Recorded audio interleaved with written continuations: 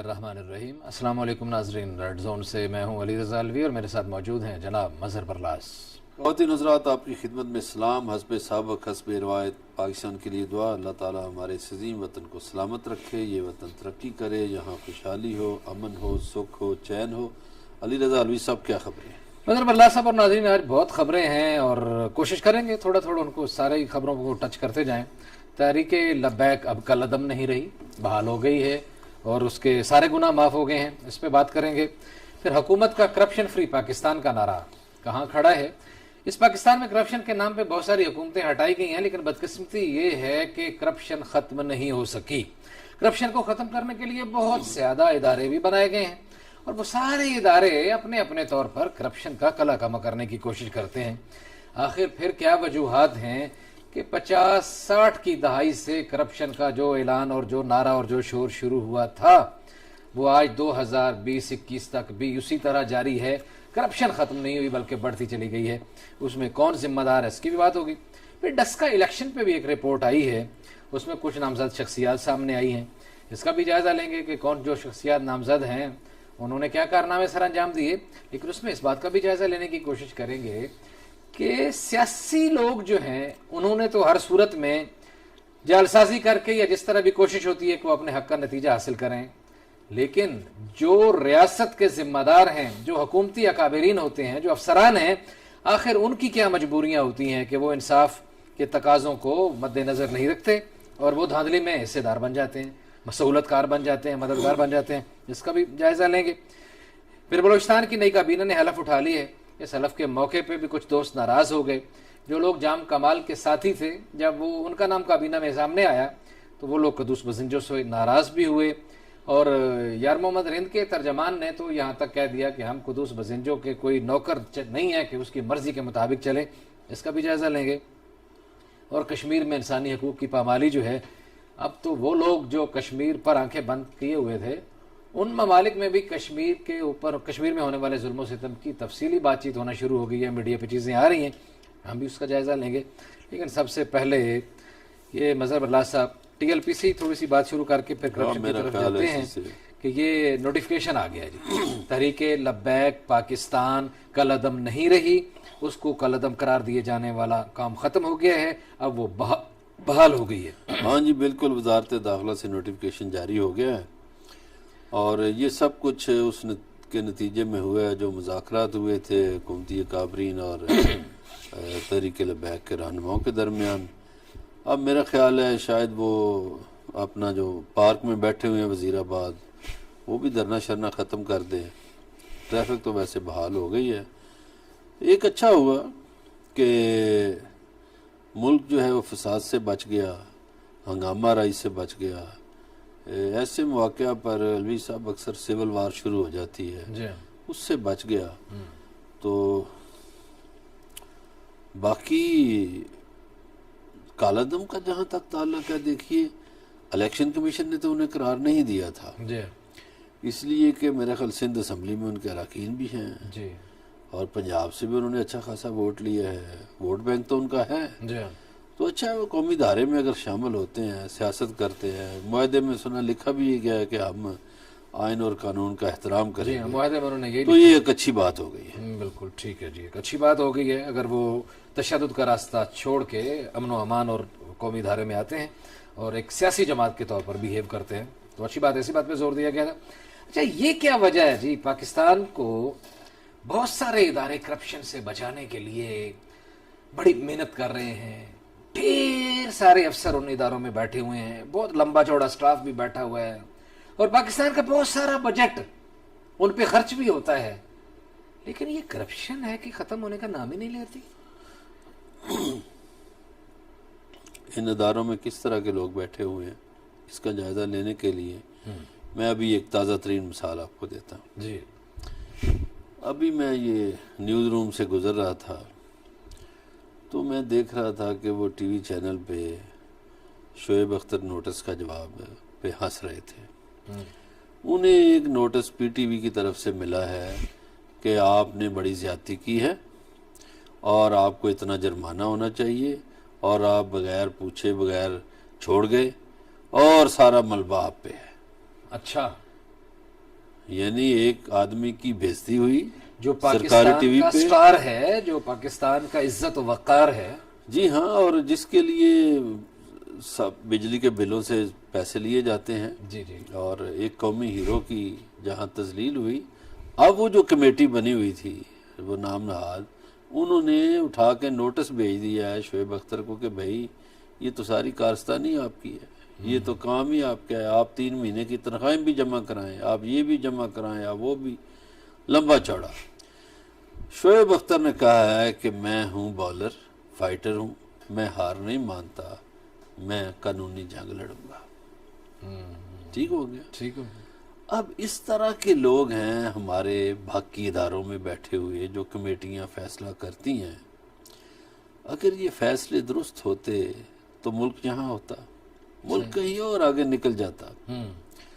یہ آپ نے درست فرمایا کہ 60 کی دہائی سے یا 60 کے اینڈ سے آپ کہہ لیں ہمارے یہاں کرپشن کا چرچا شروع ہوا. لیکن ہمارے طاقتور حکمران بھی کچلتے رہے ایسے لوگوں کو جنہوں نے کرپشن کی نشاندہی کی. شروع میں کی جاتی تھی، بعض اپنے اراکین اسمبلی کر دیتے تھے. مثلا ذوالفقار علی بھٹو کے دور میں ایک ایم این اے تھے ملک سلیمان، تو انہوں نے کوئی کرپشن کی نشاندہی کی تو اس کے بعد ادارے ملک صاحب کے اور ان کے گھر والوں کے پیچھے پڑ گئے اور بڑا ظلم و ستم ہوا. میں یہاں بیان شاید نہ کر سکوں کہ ان کے ساتھ کیا کچھ ہوا. اور یہ اس دور میں ہوا کہ جو سب سے بڑے پارٹی جمہوریت کی اور انسانی حقوق کی باتیں کرتی ہے اس دور میں. پھر اگلی جو پنیری ضیاء الحق کے دور میں لگی. صحیح. ضیاء الحق کے دور میں تو بظاہر وہ کوئی حدیث جو ہے بڑی لکھی ہوتی تھی دفاتر میں، لیکن جہاں باقی برائیوں کی پنیری لگی ضیاء الحق دور میں، وہاں بڑے پیمانے پر پنیری کرپشن کی لگی. صحیح. اور یہ پنیری صرف سیاست میں نہیں لگی، سرکاری محکمہ بھی لگ گئی. صحیح. اچھا جی، پھر ایک دوام بخشا گیا اس کو 90 کی دہائی میں. پھر جب زیادہ باتیں ہونے لگی کرپشن کی تو ایک ادارہ احتساب بیورو بنایا گیا. سیف الرحمان اس کے پہلے انچارج تھے، اور اس کے بعد کرپشن کی داستانیں آپ کے سامنے ہیں. علوی صاحب اگر ہم اس کا جائزہ لیں، 2-3 ایسے ادارے ہیں جو ڈائریکٹلی کرپشن کے خلاف کام کرتے ہیں، پکڑتے ہیں. ٹھیک ہے. مثلا نیب ہے، صحیح ہے. مثلا FIA ہے، مثلا اینٹی کرپشن ہے. ٹھیک ہے. یہ وہ ادارے ہیں جو ڈائریکٹلی پکڑتے ہیں. کچھ ادارے انڈائریکٹلی بتاتے ہیں کہ فلاں فلاں جگہ پہ کرپشن ہوئی. اس میں وفاقی سطح پہ PAC ہے، صوبائی سطح پر PAC ہے، صحیح ہے. اور آڈیٹر جنرل آف پاکستان کا ادارہ ہے. ٹھیک ہے. جو آڈٹ کرتا ہے اور بتاتا ہے کہ فلاں فلاں جگہ گھپلے ہوئے ہیں. اب یہ 3 ادارے انڈائریکٹلی بتاتے ہیں، صحیح ہے. نشاندہی کرتے ہیں. جی ہاں. اور یہ ادارے اس جو نشاندہی پہ بھی اربوں روپے کا بجٹ خرچ ہوتا ہے. جی ہاں، جو جہاں سے بات شروع ہوئی، جی جی بالکل. کرپشن تو لوٹ مار ہو رہی ہے، پھر کرپشن پکڑنے کے لیے بھی پھر پیسہ لگتا ہے اور پھر نہیں پکڑی جاتی. آپ کی بات بالکل درست ہے. اب اتنا پیسہ خرچ کر کے بھی قوم کو تو کچھ نہیں ملتا، پاکستان کا پیسہ ہاتھ نہیں آتا. جو حالیہ نیب میں رپورٹ آئی ہے نیب کی، سبحان اللہ، جتنے دعوے کرتے ہیں یہ ادارے کہ کرپشن ہم نے ختم کرنی ہے، فلاں کرنی ہے، یہ صحیح آپ نے فرمایا کہ ان پہ کروڑوں کا بجٹ خرچ ہوتا ہے ان کی تنخواہوں پہ، لیکن ان کی کارکردگی کیا ہے، یہ سوال ہے. اب جیسے آپ نے نیب کا فرمایا کہ کتنے ارب انہوں نے اکٹھا کیا؟ جی 6.5 ارب روپے کا آیا کہ وہ اس میں جمع کروایا گیا ہے، اور پتہ نہیں کتنے 100 ارب کا ان کا دعویٰ ہے کہ جو ہم نے اکٹھے کیے ہیں. 650 جی 650 کے لگ بھگ ارب جو اکٹھے کیے ہیں اور جمع کروایا 6.25 ارب روپے. باقی پیسے انہوں نے پوچھے کہ کدھر گئے ہیں تو انہوں نے کہا ہمیں تو پتہ ہی نہیں ہے کدھر. اب ایک اور بات ہے، یہ جو کرونا آیا ابھی کووڈ، اس میں بھی جو امداد آئی تھی اس کے پیسے کدھر گئے یہ بھی پوچھا جا رہا ہے۔ ہم چونکہ پنجاب کے رہنے والے ہیں، ہمارے ہاں سیلاب بڑے پرانے آتے ہیں، کے پی میں بھی شروع ہو گئے ہیں، سندھ میں بھی آتے ہیں، ظاہر ہے۔ لیکن ہمارے ہاں سیلاب زدگان کے لیے بھی بہت سی امداد آتی ہے، وہ کدھر چلی جاتی ہے کوئی پتہ نہیں۔ پھر آپ نیب سے نکلیں تو ایف آئی اے کی طرف چلے جائیں، وہ بھی جی کرپشن کے خلاف کام کرتے ہیں، جعل سازیوں کے خلاف کام کرتے ہیں۔ کتنے محکموں میں علوی صاحب جعلی ڈگریوں پہ لوگ بیٹھے ہوئے ہیں، ایسے ہی ہے۔ کیا ایف آئی اے نے وہ کام کیا؟ نہیں کیا۔ کتنی اور ایسی غلطیاں ہوتی ہیں ایف آئی اے والوں کی طرف سے جو معاشرے میں زہر گھولتی ہیں۔ مثلا کئی لڑکے ایسے اٹھا لیے جاتے ہیں، ابھی یہ جو منی لانڈرنگ کا چکر ہے اور ڈالر کا اور پیسوں کا، اور یہ ہراسمنٹ کا اور سائبر کرائم کا اور پتہ نہیں کیا کیا، یہ بہت سارے نئے اس میں مسائل پیدا ہوئے ہیں۔ اس پہ میں آپ کو کسی دن دے دوں گا ڈاکومنٹس بھی۔ کئی علاقوں سے لڑکے اٹھائے گئے، ان پہ تشدد کیا گیا، اور کچھ کے گھر والوں میں ایسے حادثے ہو گئے کہ کسی کو ہارٹ اٹیک ہو گیا، وہ مر گیا۔ اب آ جائیے اینٹی کرپشن کی طرف۔ یہ جو اینٹی کرپشن ہے اس کو لاہور میں ایک دفعہ مشہور ہو گیا تھا، اس کو کہتے تھے آنٹی کرپشن۔ تو یہ جو آنٹی کرپشن ہے یہ خود کرپشن کا گڑھ بن گئی۔ تو یہ جو تین ادارے ہیں، یہ قوم ایک سوال کرتی ہے، ہم عوام ایک سوال کرتے ہیں، ہم ٹیکس دیتے ہیں اس ملک کو چلانے کے لیے، ان سارے لوگوں کی تنخواہیں ادا ہوتی ہیں ہمارے ٹیکسوں سے، اور ہمیں تنخواہ ملتی ہے ان کو ٹیکس دینے کے بعد۔ جی جی، کیا یہ لوگ اپنے فرائض صحیح ادا کر رہے ہیں؟ جس کا جواب بہت حد تک نفی میں ہے۔ بہت حد تک، میں محدود کر کے لفظ بول رہا ہوں کہ بہت حد تک نفی میں ہے۔ اگر یہ ادارے کام کر رہے ہوتے تو کہیں کرپشن ہوتی؟ اچھا، پھر کرپشن کرنے والے بھی گرو آدمی ہیں، وہ کیا کرتے ہیں؟ یہ ادارے کاغذات ڈھونڈتے رہتے ہیں۔ کبھی کسی نے لکھ کے کرپشن کی ہے؟ ایسے وہ تو بھائی کیش لیتے ہیں، اور کچھ تو ایسی پارٹیاں ہیں جو بیرون ملک لیتی ہیں کیش۔ کچھ ایسی پارٹیاں بھی، ایک حکومت ایسی بھی گزری ہے صوبائی ادھر خیبر پختونخوا کی طرف، وہ مدرسے کے نام پہ لے لیتے، جی چندہ دیے، یہ فنڈز کے نام پہ تو کرپشن ظاہر ہے بہت۔ فنڈز کے نام پہ، اچھا پارٹی فنڈ دے دیتے ہیں۔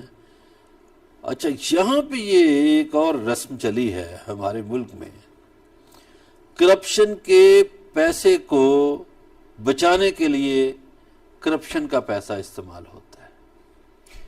یعنی آپ 20 ارب کما لیں اور 2-4 ارب میں پلی بارگین کر لیں، دیٹس آل۔ قانونی طور پر جائز ہے نا وہ۔ ایک یہ جو مزاربہ والا ہوا، وہ مفتی صاحب جو تھے، تو وہ میرے کوئی دوست بیوروکریٹ ادھر جیل میں ویسے گئے سپرنٹینڈنٹ کو ملنے، تو انہوں نے کہا، میں نے کہا کہ یار یہ مفتی آیا ہے تو اس سے میں بھی تھوڑی سی بات کر لوں۔ تو اس نے بات کی، تو اس نے کہا جی میں کیا کرتا، میرا باپ بھی نماز پڑھاتا تھا، امام مسجد تھا، اتنی تنخواہ تھی گزارا نہیں ہوتا تھا، میں بھی اتنی تنخواہ، اور یہ جو میں نے لوٹ مار کی ہے، میں نے پیسہ بھجوا دیا ہے دبئی کی طرف، اپنے سارے بھائی بہنیں فیملی ساری سیٹل کر دی ہے، یہاں مجھے قید ہوئی ہے 14 سال، جس میں سے میری کافی ساری بھگت گئی ہے، باقی بتا لوں گا میں۔ اگر میں 14 سال باہر بھی رہتا تو میں کیا کر لیتا، کون سے تارے، میں اتنے کروڑ جمع کر سکتا تھا۔ یہ سائیکی ہے، یہ ایک سوچ ہے۔ یہ جو دولت کی دیوی ہے، اس نے اس معاشرے کو برباد کر دیا ہے۔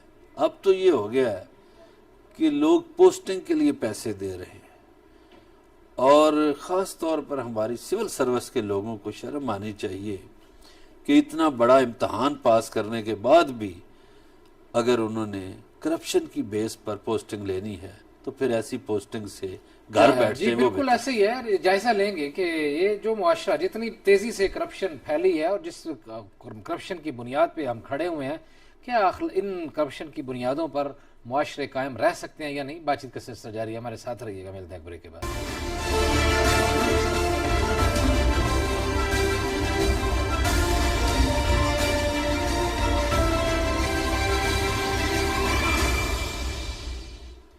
ویلکم بیک ناظرین، بریک پہ جانے سے پہلے بات ہو رہی تھی بدعنوانی کی، کرپشن کی۔ سوال یہ ہے ناظرین آپ سے بھی اور مظہر اللہ صاحب سے بھی کہ جب ایک معاشرہ اتنا کرپٹ ہو جاتا ہے کہ اس کی جڑوں میں کرپشن بنیادوں سے لے کے اوپر تک، سول سوسائٹی میں، اس پورے سماج میں، ایک کلرک سے لے کر افسر اعلیٰ تک، سیکرٹری تک، ڈی سی تک، کمشنر تک کرپشن ہی کرپشن ہو، تو پھر اس معاشرے کی اخلاقی بقا کا کیا جواز رہ جاتا ہے؟ اور پھر یہ جو کارٹر بنے ہوئے ہیں، یہ جو مافیاز بنے ہوئے ہیں جن کی بات کی جاتی ہے، ان کو نہیں توڑا جاتا، اپنی ایمانداری سے کام نہیں کیا جاتا۔ تو جس کی ہم نے بات کی کہ ایک کرپشن کرپشن کرپشن کرپشن کی بات ہر شخص کر رہا ہے، لیکن خود بھی کرپشن کر رہا ہے، چاہے وہ سرکاری اہلکار ہے، چاہے وہ پرائیویٹ ہے، چاہے وہ ٹیکسی ڈرائیور ہے، چاہے وہ جھاڑو دینے والا ہے، اور چاہے وہ کوئی بہت بڑا مہاتما ہے، چاہے وہ کوئی مذہب کے لبادے میں ہے، چاہے وہ کسی، اور پورا عدالتی نظام بھی جو ہے وہ بھی اس بات کا توجہ کا طلبگار ہے کہ مہربانی کریں، اس کو بہتر کریں، رینیو کریں اسے۔ الوی صاحب، ایک پنجابی کا جملہ ہے، کھنگ دے جاؤ تے لنگ دے جاؤ۔ جی، یہ کرپشن کرپشن کرپشن گاتے ہیں ہمارے حکومت والے بھی اور اپوزیشن والے بھی۔ جو آج اپوزیشن میں ہیں یہ حکومتوں میں رہے، یہ جو آج حکومت میں ہیں یہ پہلے اپوزیشن میں رہے۔ گیت گانے سے تو کرپشن ختم نہیں ہوتی۔ کیا ان حکومتوں نے کبھی یہ جو اداروں پہ ہم نے بحث کی ہے، ان اداروں سے پوچھا ہے کہ بھئی آپ پہ قوم اپنا ٹیکس کا پیسہ خرچ کرتی ہے، آپ کی کارکردگی کیا ہے؟ آپ نے کرپشن کہاں تک ختم کی؟ تو جہاں تک آپ مافیاز کی بات کرتے ہیں تو الوی صاحب، مافیاز تو اتنے طاقتور ہیں کہ وہ پوسٹنگ کرواتے ہیں، اپنے پسندیدہ افسر لگواتے ہیں، ایسے ہی پھر اپنا دھندا جاری رکھتے ہیں۔ تو جب تک یہاں پہ کرپشن پہ سخت سزائیں نہیں ہوں گی، خواہ وہ یہ ادارے جو ہیں یہ کرپشن کرنے میں مشغول ہوں، جو کرپشن کے خاتمے کے نام پر بنے، ان میں سے افرادوں کو بھی جب تک سزا نہیں دی جائے گی تب تک کام نہیں ہوگا۔ یہ ہمارا قریبی ملک ہے چائنا، کرپشن پہ سزائے موت ہے، ایسے ہی ہے۔ سیدھی سیدھی، تو یہاں بھی میرا خیال ہے یہی کرنا پڑے گا۔ گولی کا پیسہ بھی لواحقین جو ہیں وہ دیتے ہیں، ورثہ دیتے ہیں۔ بالکل۔ اچھا جی، کرپشن ہی کی اگلی، یہ جو کرپشن بنیاد ہے نا، اس سے پھر اگلی باتیں ہیں۔ مثلا ابھی کراچی کی ایک خبر تھی کوئی 2 دن پہلے کہ گٹکا کا جو بزنس کرنے والے ڈانز ہیں، جو مخبر تھا جس نے بتایا، اس کو مار دیا سابق ایس ایچ او نے، اور وہ سارا یہ اس طرح کی صورتحال ہے۔ اور یہاں ڈسکا میں جو الیکشن ہوا، یہاں بھی تو ایک کوئی نہ کوئی کرپشن ہے نا۔ کرپشن کی تو بہت ساری اخلاقی، دیکھیں، مالی اور بہت سارے شعبے اس کے کرپشن کے اور بدعنوانی کے۔ یہ آپ نے صحیح فرمایا ہے، دھانس، دھونس، دھاندلی، چکر بازی، یہ ساری کرپشن ہے۔ جہاں بھی آپ حق سے ہٹ کے بات کریں یہ کرپشن ہے۔ گٹکا والے مافیا ہے، کراچی میں پانی ٹینکر مافیا ہے، بجری کا مافیا ہے، سیمنٹ کا مافیا ہے، مافیاز کا راج ہے شہر میں، اسٹیل کا مافیا۔ ٹھیک ہے۔ اب یہ جو الیکشن ہے، دیکھیں یہ کیوں جیتنا چاہتے ہیں لوگ؟ کرپشن کے لیے۔ اور مجھے تو حیرت اس بات پہ ہے کہ قائد اعظم رحمۃ اللہ علیہ نے فرمایا تھا افسران کو خطاب کرتے ہوئے کہ کبھی سیاستدانوں کی ناجائز باتیں نہ ماننا جو آئین اور قانون کے خلاف ہوں۔ اب ڈسکا الیکشن کی جو رپورٹ آئی ہے، اس میں چلو سیاستدانوں کا تو نام ہے، سیاستدان تو کوشش کریں گے، دونوں طرف کے سیاستدان کوشش کرتے ہیں جیتنے کی۔ اس میں جو افسران ملوث ہیں انہوں نے ریاست کے ساتھ وفاداری کی؟ بالکل نہیں کی۔ بالکل ایسے ہی ہے. وہ ایک سیاسی پارٹی کے اعلی کار بن گئے. مبینہ طور پر اطلاع یہ ہے، یہ نام تو انہوں نے کچھ محکمہ تعلیم کے افسران کے دے دیے ہیں نا، جی کہ اے سی کے گھر میٹنگیں ہوتی تھی اور ایک کمشنر، جو کمشنر اب شاید پنڈی میں لگے ہوئے ہیں، گلزار شاہ نامی، یہ گجرانوالہ میں تھے، یہ وہاں میٹنگیں کرتے تھے. ڈی سی بھی اس میں شامل ہوتے تھے. اس رپورٹ میں بیوروکریسی کا تذکرہ نہیں کیا گیا اور ہائی کورٹ کے حکم پر ان افسران کو ہٹایا گیا. مگر یہ کمشنر صاحب حکومت پنجاب کو اتنے عزیز تھے، اتنے چہتے تھے کہ ہائی کورٹ کے احکامات کو ایک طرف رکھ کے چند دن ان کو وزیر اعلیٰ ہاؤس میں رکھا گیا، وزیر اعلیٰ سیکریٹریٹ میں. اس کے بعد انہوں نے کہا ہو آپ تو بڑے کمال کے آدمی ہیں، تو ان کو لگا دیا کمشنر پنڈی. جی. اب پنڈی میں پتہ نہیں پنجاب حکومت کون سا کھیل کھیلنا چاہتی ہے، کیا کرنا چاہتی ہے. اور ایک افسر جو ہائی کورٹ کے حکم سے ہٹایا تھا کمشنر کے عہدے سے، کیا مجبوری ہے حکومت کو کہ اسی شخص کو ایک دوسرے ڈویژن میں کمشنر لگا دیا گیا ہے اور افسر نہیں ہے. کیا خیال ہے؟ کوئی کاریگری تو ہے نا. اور پھر جو اچھا پھر یہاں کرپشن اسی سمجھا جاتا ہے جو میڈیا میں آ جائے. جی ہاں. اچھا رنگ روڈ کی بڑی طوفان مچا نا یہاں، تو اس وقت تک تو وہ کرپشن تھی، خبروں سے بات ہٹ گئی تو وہ سب کچھ پوتر ہو گیا ہے. اس میں بھی دیکھیے پتہ نہیں کیا چکر تھا. یہی کمشنر صاحب اب لوگوں پہ پریشر ڈالتے ہیں، سارے ڈی سیز پہ. سنا ہے مبینہ طور پر، مجھے یہی اطلاع ہے کہ یہ نہ میری مرضی سے ہو، سب کچھ مرضی سے ہو فلاں. اچھا یہی افسران جنہوں نے رنگ روڈ میں یہ کارکردگی دکھائی نا، کاریگری رنگ روڈ کے معاملے پہ، یہ وزیر اعظم کے وی این کے خلاف کام کر رہے ہیں. ان کا وی این ہے گھر بناؤ، اور گھر دو لوگوں کو. او بھائی آپ گھر بنانے والوں کے پیچھے پڑ جاؤ گے تو کون گھر بنائے گا؟ جب آپ کام کرنے والوں کے پیچھے پڑ جاؤ گے. یہ اپنا گھر بنانا چاہتے ہیں. انہوں نے وزیر ایسا اعظم ہی کے ہوگا. وی این کو سمجھا تو ہے. وزیر اعظم کہتے ہیں گھر بناؤ، انہوں نے کہا ہم بناتے ہیں، اپنا بناتے ہیں. لوگوں کے گھر نہیں بنیں گے، اپنا بنیں نہیں گے. اس میں بھی تو فائدہ ہے نا. لوگ بے گھر ہوں گے، لوگوں کے گھر بنیں گے تو ان کو بل آئیں گے، ان کو چھت ملے گی، ان کے خرچے بڑھیں گے. کچھ لوگوں دھکے نے کھاتے رہے کوشش کرائے کے مکان. کی کہ پنجاب کے مختلف شہروں میں کچھ لوگوں نے کوشش کی کہ ہم یہ جو وزیر اعظم کی ہاؤسنگ سکیم ہے اس میں گھر بنا کے دیتے ہیں. تو ان کو این او سیز ہی نہیں دیے گئے، روک لیے گئے کہ نہیں کاکا پیسے رکھو تو پھر. جی بالکل.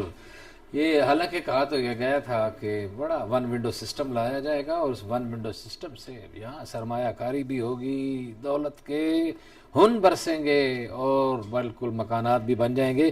لیکن اگر ایک شخص واقعی کو نیک نیتی سے کام کرنا چاہ رہا ہو تو یہ جو سرکاری مشینری ہے اسے ٹھیک کرنا پہلے ضروری ہوتا ہے، اور وہ پتہ نہیں کیسے ٹھیک ہوگی. بات چیت کا سلسلہ جاری ہے، ہمارے ساتھ رہیے گا. ملتے ہیں بریک کے بعد.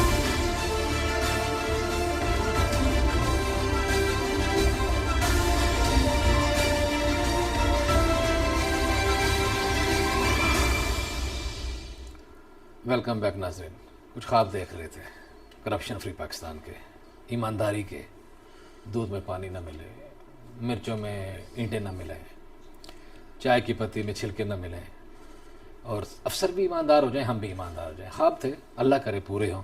اور ایک سچائی بتاتا ہوں اور خوشی کی بات، پاکستان پھر جیت گیا مظہر اللہ صاحب. ہاں جی بالکل، پاکستان جیت گیا. اور ایک بات ہم نے پہلے ہی بتا دی تھی، ایک دو دن پہلے ہی پروگرام میں، کہ پاکستان کا سیمی فائنل آسٹریلیا سے ہوگا. تو وہ آسٹریلیا سے ہی ہونے جا رہا ہے. انڈیا باہر ہو گیا ہے، بڑی اگر مگر کوششوں کے باوجود باہر ہو گیا ہے. اور آج جو میچ ہوا اس میں شعیب ملک صاحب نے بڑا کام دکھایا. پلیئر آف دا میچ ہو گئے، پلیئر آف دا میچ بھی ہو گئے، اور ٹورنامنٹ میں سب سے تیز ترین انہوں نے کھیل کیا پیش، اور 18 بالوں پہ انہوں نے 56 سکور بنایا. بڑا ان کی بیوی بھی بڑی خوش تھیں اور بچہ بھی میچ دیکھ رہے تھے، تو ظاہر ہے گھر والوں کو خوشی ہوتی ہے، پورا پاکستان خوش ہے کرکٹ ٹیم پہ. پاکستان اور میرا یہ خیال ہے ویسے کہ پاکستان کا سیمی فائنل آسٹریلیا سے ہے، پاکستان جیت جائے گا، اور دوسرا سیمی فائنل جو ہے وہ انگلینڈ سے جیت جائے گا نیوزی لینڈ، اچھا اور پاکستان کا فائنل جو ہے وہ نیوزی لینڈ کے ساتھ ہوگا. اللہ کرے جی. ٹھیک ہے، اگلی خبر جی. کنگ سلمان ریلیف نے پاکستان کی جانب پاکستان کی جانب سے موسم سرما کے حوالے سے کچھ ریلیف پیکیج تقسیم کیا گیا ہے. موسم سرما کے حوالے سے امداد تقسیم کی گئی ہے. بلوچستان کے 10 اضلاع کو چنا گیا تھا، وہاں ریلیف پیکیج جو ہے کوئی تقسیم ہو گیا ہے، کوئی تقسیم جاری ہے. اور ریلیف پیکیج جو ہے NDMA اور صوبائی حکومت کی مدد سے شفاف طریقے سے دیا جا رہا ہے. 58,000 رضائیاں اور 29,000 کٹس جو ہیں وہ ہرنائی کے زلزلہ متاثرین میں بھی دی جا رہی ہیں. IDPs جو ہیں وزیرستان والے، ان میں بھی چیزیں تقسیم کی جائیں گی. اور اس کے علاوہ باقی جو لوگ ہیں بقا خیل کیمپ والے، ان میں بھی کچھ چیزیں تقسیم ہوگی. مظہر برلاز صاحب، اچھا، اس میں جو اچھی اور اطمینان بخش بات ہے وہ یہ ہے کہ پسماندہ علاقوں کا انتخاب کیا گیا ہے. ہاں جی، ہرنائی کے زلزلہ متاثرین بھی. اس میں دیکھیے کہ غریب لوگ ہیں، ظاہر ہے سردی کا موسم آ گیا اور بلوچستان میں سردی بہت ہوتی ہے، تو دعائیں دی جا سکتی ہیں. دیکھیے جس غریب کو رضائی یا کمبل مل جائے گا سردی میں وہ دعائیں دے گا، تو یہ ایک طرح سے دعائیں کنگ سلمان کو بھی چلی جائیں کنگ سلمان کو بھی جائیں گی. اچھا، اور ہم نے دیکھا ہے، میں دیکھ رہا ہوں کہ ہر ہفتے 15 دن بعد کوئی نہ ریلیف کی اچھی خاصی کھیپ آتی ہے، اور یہ بڑے اچھے طریقے سے اس میں سعودی ایمبیسڈر کا بھی بڑا کردار ہے، اور یہ باقی جو لوگ ہیں وہ بڑے بھرپور طریقے سے کام کر رہے ہیں. کنگ سلمان ریلیف فنڈ ٹھیک کام کر رہے ہیں، اور اچھی بات ہے جی، غریبوں کی مدد ہونی چاہیے.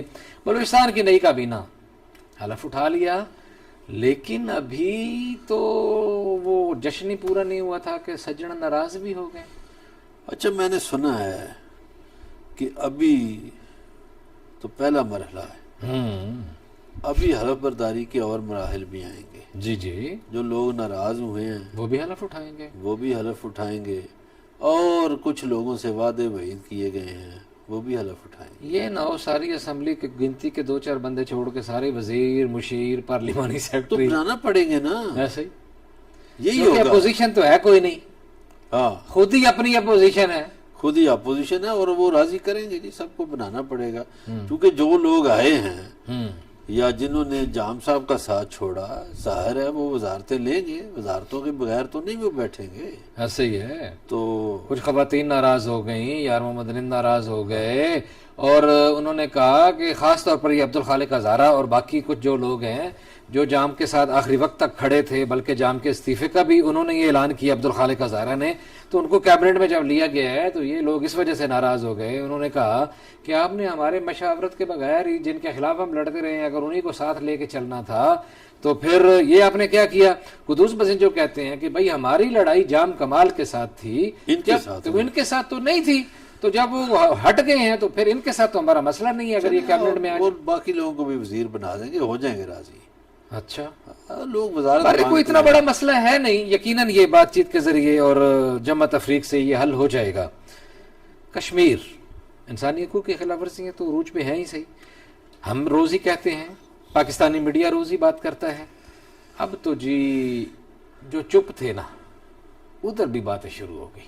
آپ کا اشارہ امریکہ بہادر کی ظاہر ہے جناب، بالکل، اور کیا کہیں جی. اور وہ جو حالانکہ وہ ہم کہتے ہیں کہ ایجنڈا نہیں ہے، ایجنڈے والا میڈیا ہے میرے نزدیک تو وہ، لیکن پھر بھی سچ بول دیتا ہے. اب انہوں نے یہ کہہ دیا ہے کہ بھارت میں مسلمانوں کا جینا بڑا مشکل ہے، بڑے ظلم و ستم ہو رہے ہیں. ایسے ہی یہ بات سچ ہے. RSS کے گنڈوں کی حکومت ہے وہاں. ہاں جی، RSS کے گنڈوں نے لوگوں کا جینا حرام کر رکھا ہے، اور ظاہر ہے کہ جب ظلم ہوگا تو یقیناً نظر بھی آئے گا، اور جب نظر آئے گا تو وہ پھر میڈیا پہ بھی آئے گا. چاہے بھارت جیسے بھی مینجمنٹ کر لے، جتنے بھی شائننگ بھارت کے نعرے لگا لے، ڈرامے بازی کر لے، بہروپ دھار لے، لیکن بہرحال بھارت کا اصل چہرہ تو سامنے آ کے ہی رہے گا. آج اتنی آپ سے ملاقات ہوگی، اگلے پروگرام میں اپنا خیال رکھیے گا. اللہ نگہبان.